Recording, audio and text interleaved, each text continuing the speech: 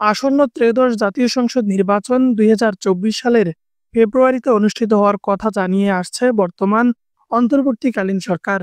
তবে সরকারের ঘোষিত সময়ে নির্বাচন অনুষ্ঠিত হওয়া নিয়ে সন্দিহান প্রকাশ করেছেন জাতীয় নাগরিক পার্টি এনসিপির আহ্বায়ক নাহিদ ইসলাম।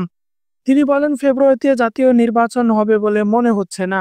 রোববার এনসিপির ডাইপোরা অ্যালায়েন্স মালয়েশিয়ার আয়োজনে ২০২৪-এর গণ-অভ্যুত্থান, বীরত্ব গাথা ও বিপ্লব পরবর্তী বাংলাদেশ গঠনে প্রবাসীদের ভূমিকা শীর্ষক অনুষ্ঠানে প্রধান অতিথির বক্তব্যে তিনি এ সন্দেহের কথা জানান।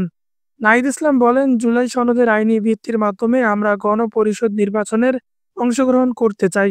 আমরা মনে করি এ বছরে কোনো নির্বাচন হবে বলে আমার কাছে মনে হচ্ছে না।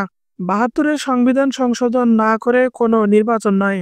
আমরা প্রথম থেকে নির্বাচনের তারিখ নিয়ে কখনোই পক্ষ বিপক্ষ করিনি। সংস্কার করে ডিসেম্বরে নির্বাচন দিলেও আমাদের কোনো আপত্তি নেই। এছাড়াও বিএনপির সঙ্গে আসন ভাগাভাগি প্রশ্নে এনসিপির আহ্বায়ক বলেন, নির্বাচন পেছানো বা এ ধরনের কথাগুলো কেবলই আসলে গালগপ্প।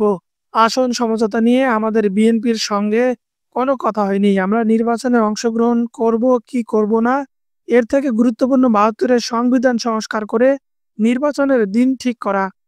আসন্ন নির্বাচন নিয়ে জুলাই অভ্যুত্থানের অন্যতম এই নায়ক বলেন, গণ অভ্যুত্থানের পরে দেশের মানুষের কাছে আমরা যেতে বলেছি, দেশের এই পরিবর্তন আমরা নিয়ে এসেছি, বা জুলাইয়ের ফলে পরিবর্তনটা নিয়ে এসেছি। ফলে ফলে সংস্কারটাই আমাদের প্রধান এজেন্ডা। সংস্কারের পরেই আমরা নির্বাচন নিয়ে ভাবব। এই অনুষ্ঠানে বিশেষ অতিথি হিসেবে উপস্থিত ছিলেন জাতীয় নাগরিক পার্টির যুগ্ম সদস্য সচিব আলাউদ্দিন মোহাম্মদ, এনসিপির ডায়াসপোরা অ্যালায়েন্স মালয়েশিয়ার সভাপতি মোহাম্মদ এনামুল হকের সভাপতিত্বে অনুষ্ঠানটি পরিচালনা করেন আলমগীর চৌধুরী আকাশ।